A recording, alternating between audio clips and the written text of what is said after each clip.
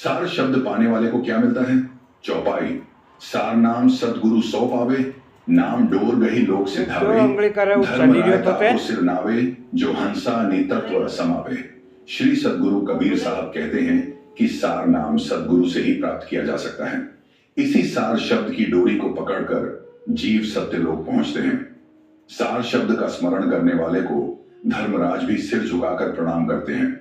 सार शब्द का स्मरण करने वाला ही नितत्व रूप सत्य पुरुष में विलीन हो जाता है। सार शब्द क्या है? चौपाई। सार शब्द विदेह स्वरूपा, नियच्छर वही रूप अनूपा, तत्व प्रकृति भाव सब देहा। सार शब्द निहा तत्व विदेहा। श्री सदगुरु कबीर साहब कहते हैं, हे धर्मदास जी, जीवन मुक्ति देने वाला सार शब्द विदेह स्वरूप है तथा यह विदेह स्वरूप सार शब्द ही निहक्षर कहलाता है। यह सार शब्द निहक्षर रूप उपमा वाला नहीं है, बल्कि उपमा से रहित है। 5 तत्व और इनकी 25 प्रकृतियों का प्रभाव ही देह धारण करना है।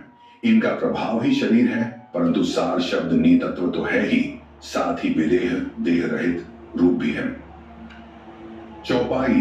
कहन सुनन को शब्द चौधारा, सार शब्द सो जीव उबारा, पुरुष सुनाम सार परवाना, सुमिरन पुरुष सार सहिदाना। सदगुरु कहते हैं कि संतों के कहने सुनने के लिए कर्म, उपासना, ज्ञान व योग संबंधी इन 4 धाराओं के शब्द हैं ही, परंतु सार शब्द इन 4 धारावाहिक शब्दों से अलग है तथा इस सार शब्द से ही जीव को काल माया से छुटकारा मिल सकता है। सदगुरु का विदेह नाम सत्य नाम ही सार शब्द है। पंथ श्री हुजूर साहब ही सत्य पुरुष हैं। इनका यह सुंदर शुभ नाम सार शब्द है।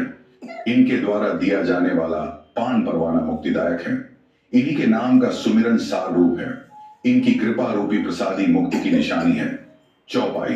बिन रसना के जाए समाई, तासो काल रहे मुरझाई, सूक्ष्म सहज पंथ है पूरा, या तापर छड़ो रहे जनसूरा।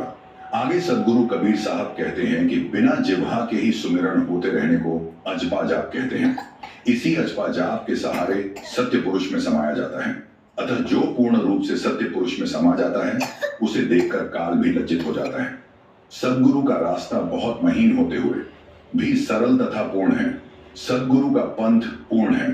यह निष्कंटक पंथ है। जो शूरवीर होता है वही सदगुरु के पंथ पर चढ़ सकता है। वीर पथ से विचलित नहीं होता, वरन वह तो बेधड़क बढ़ता ही रहता है। चौपाई। नहीं वह शब्द न सुमिरन जापा, पूर्ण वस्तु काल दिखदापा, हंस भार तुम्हारे शिर दीना, तुमको कहूं शब्द को दीना। सत्य पुरुष के लोक में अक्षर शब्द सुमिरन व जप तप नहीं है तथा उस पूर्ण पुरुष के सामने काल का अहंकार भी देखते में नहीं आता। श्री सदगुरु कबीर साहब धनी धर्मदास जी से कहते हैं कि हे धर्मदास जी, जो मेरा भक्त अथवा हंस है उसको काल घेरे हुए रहता है, इसीलिए मेरे हंसों का उत्तरदायित्व तथा उनका सारा बोझ आपके सिर पर है। आप तथा आपके वंश जो मेरे ही स्वरूप हैं, मेरे हंसों को काल से बचाकर मुक्ति देंगे। भवसागर में मेरे भक्तों को काल से छुड़ाना आपका कर्तव्य है। चौपाई। पदम अनंत पंखुरी जाने, अजपा जाप डोर सुताने, सूक्ष्म द्वार तहा तब दर से, अगम अगोचर सतपथ पर से। श्री सदगुरु कबीर साहब अपने परम स्नेही भक्त धर्मदास जी से कहते हैं कि हे धर्मदास जी, शरीर के भीतरी कमलों की जानकारी भी होनी चाहिए। शरीर में 7 कमल है जो अंतर्मुख होकर श्रुति से जाने जाते हैं। अतः श्रुति कमल के माध्यम से साहब के विदेह स्वरूप का ध्यान करें तथा साथ ही साहब के नाम का जाप करें। 8 पहर 64 घड़ी हर श्वास में साहब के नाम में लीन हो जाना ही अजपा जाप है। मन इंद्रियों से परे सत्य पुरुष में समा जाना ही अजपा जाप है। अतः सत्य नाम की डोर लगी रहे।